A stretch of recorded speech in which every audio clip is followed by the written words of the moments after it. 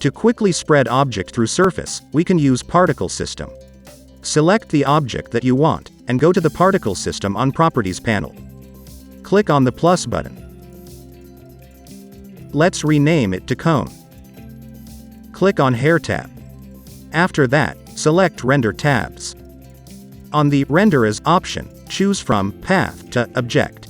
On the Instant Object, select the object that you want by using this menu, or by using the eyedrop option.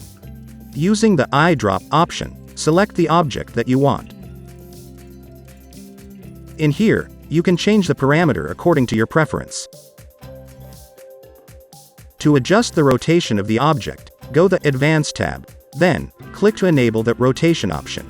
To make the object sit right from the original one, just choose any of these. And for this case, I'll be using Global X. Try other option if Global X don't work. The object placement is affected from the original object origin.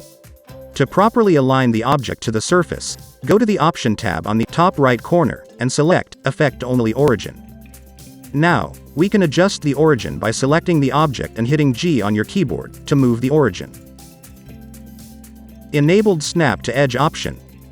Then, press Z to move the origin on Z-axis. We can add as many particle system on same surface, but take note, this will affect the performance of your system. We also can adjust the object size and the scale randomness on the Render as option tab. In order to edit individual object that already spread to the surface, just go to the Modifier tab and select Make Instance Real. Particle System will automatically create new object as individual mesh.